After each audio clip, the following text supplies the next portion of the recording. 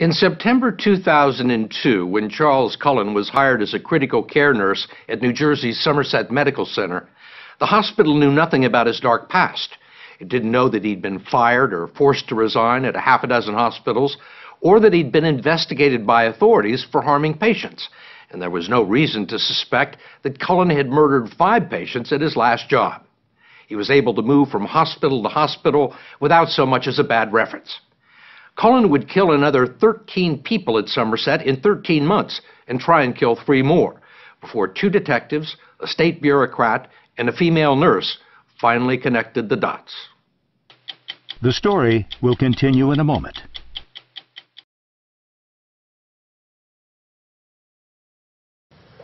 You were under suspicion at St. Luke's. Yet you went off to Somerset and kept doing exactly the same things. And it looks like, to me, that you wanted to get caught. I don't know. You don't know? Because, you know, you're right. I mean, I continued. But I was also careful. I was also deny any time anybody would have asked me. It was the suspicious death of a Roman Catholic priest named Florian Gall that set in motion the events that would eventually expose Charles Cullen. Reverend Gall had died unexpectedly overnight while recovering from pneumonia, and the hospital discovered high levels of the heart drug digoxin in his blood. It was the second unexplained overdose in 2 weeks. The blood levels were astronomical. They're way higher than you would ever shoot for by using the drug therapeutically. Dr. Stephen Marcus is the director of New Jersey's Poison Control Center.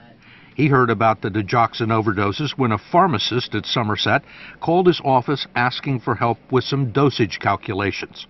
The pharmacist also confided that 2 more patients in the same unit had turned up with abnormally high levels of insulin. What's going through your mind? My number 1, 2, and 3 thought was that there was something malicious going on in the institution. In July of 2003, Marcus set up an urgent conference call with the hospital's medical director, Dr. William Coors, and taped the conversation in which he told the hospital to notify the authorities.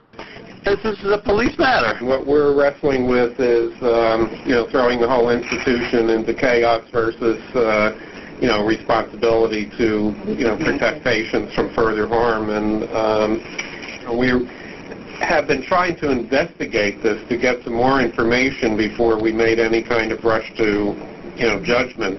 If there is somebody out there that is purposely doing this to individuals at your hospital, we have a legal obligation to report this. Okay. Somerset Medical Center would eventually notify authorities, but it would take them 3 long months.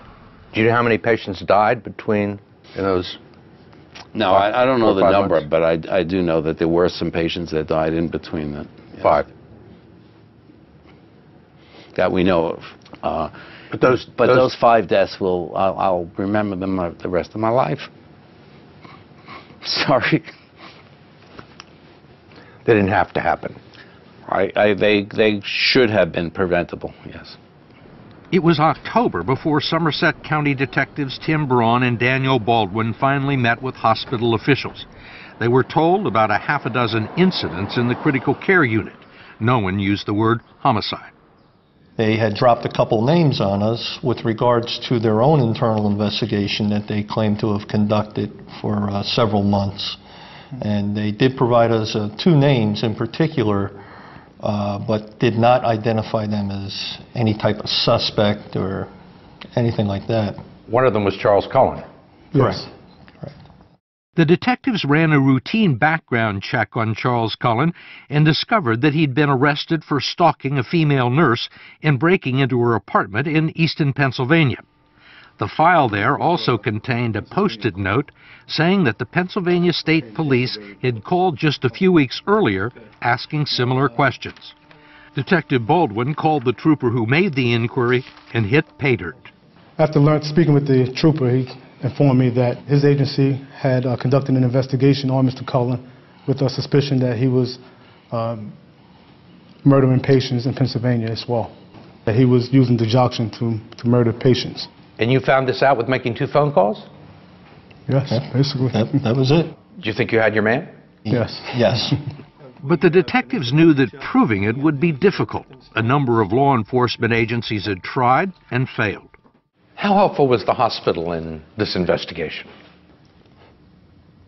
How helpful was the hospital? They were very helpful by answering court-issued subpoenas. That was the extent of their cooperation. When the detectives asked to see computerized records from the automated drug dispensary and the critical care unit, they say the hospital told them that it wasn't possible because the drug dispensing machine only stored records for 30 days. They learned otherwise from the machine's manufacturer. They lied to you. Yes, they did. They didn't want to give you records that turned out to be crucial to your investigation. Yes, that's correct. Do you think they tried to obstruct your investigation? They didn't try to help it, that's for sure. When the detectives informed Somerset that Charles Cullen was the target of their investigation, the hospital fired him, not for harming patients, for lying on his job application. Did you get the sense at Somerset, for example, that any of your colleagues, any of the nurses, any of the doctors knew what was going on? No, I mean, until, the day I was fired, I mean, nobody gave me any indication that anybody was suspicious. I mean, the weird thing about Somerset Hospital is that they were planning on firing me the night before. So they let me work one more shift, knowing that they were going to fire me the next day. So they let me work an additional shift with the suspicion that I had harmed patients, which is kind of a bizarre thing to do. Did you harm anybody that night? No. With Cullen gone and the medical center uncooperative, detectives Braun and Baldwin decided they needed an ally inside the hospital to help them gather evidence to make their case. They decided to approach Amy Ridgway, a critical care nurse who worked with Cullen on the night shift and was his best friend at the hospital. He was always early, always on time, crisp, and sat down and was very serious about getting to work. Did you consider him to be a good nurse? I did. When the detectives first interviewed Ridgway, she was hostile and upset that Cullen had been fired. So they decided to show her the evidence that they had gathered, the Pyxis record showing Cullen's drug withdrawals from the dispensary and his real employment history. What'd you tell her? Do you remember? I just told her that he was released from several facilities. There were allegations about him at other facilities for doing similar things that were going on at Somerset Medical Center. And I guess at that point she realized this couldn't be a coincidence. And she offered to help? Yes. Danny pushed this piece of paper across the table to me. And it was the Pyxis printouts. And I was devastated. I knew he was murdering people. How did you know that? There were so many withdrawals of lethal medications. There's no reason except if you want to kill someone. Were you angry? I was sad for my patients. So many things were going through my mind. I was sad. I didn't see it. I felt betrayed by my own intuition. Amy Ridgway, who later persuaded Cullen to do the interview with us, spent days analyzing medical records for the detectives and schooled them on a computerized record system that would help reconstruct Cullen's activities on specific days. She recorded phone conversations with Cullen and wore a wire at a meeting in this restaurant. The same day, a newspaper article reported that he was being investigated for killing patients. I said, I know you're guilty. I know. I know you did this. And yet I'm still here. I'll take you down to the station. We'll go together. And he changed. His face just changed. And what did he say? He said, I want to go down fighting. I want to go down fighting. Cullen told us he suspected that the police were listening in. I knew that Amy had helped the police. I strongly suspected that she was wired when she was asking me those questions. So, that didn't stop me having the same opinion of Amy, which is that she's a good nurse, that she's a caring nurse, and that she did it because she felt it was the right thing to do. He was arrested right after that meeting on what police now admit was mostly circumstantial evidence. What they needed was a confession, but Cullen refused to say anything. So once again, the police turned to Amy Ridgway for help. What did you say to get him to confess? I wasn't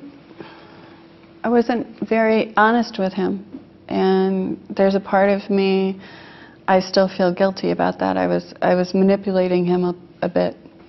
I told him the investigators were also looking at me, and how could he think that I wasn't somehow going to be implicated? I remember saying to him, "So, who was your first victim? And was it a long time ago? Was it recent?" And he started to talk. He said it was a long time ago. I believe it was with a medication to drop the blood pressure. Cullen's formal confession with the detectives would last 7 hours. Cardiac event. We'll never know how many people Charlie Cullen killed. Charles Graber spent 7 years investigating the case for his book, The Good Nurse. It's very difficult going back. There's no paperwork. There are no bodies to exhume. He was working over 16 years. In St. Barnabas alone, he later told investigators he was ghosting 3 to 4 people a week. He didn't always know their outcomes. How many do you think? I would be very surprised, as would pretty much everyone I've spoken to with any knowledge of this case, if it was not in the hundreds, multiple hundreds. You've been in here a while. 9 years. You knew it was wrong. Yes, I did. At the time. At the time and later. Are you sorry what you did? Yes. But like I said, I don't know if I would have stopped. Go to 60minutesovertime.com for a behind-the-scenes breakdown of 60 Minutes' first ever interview with a serial killer.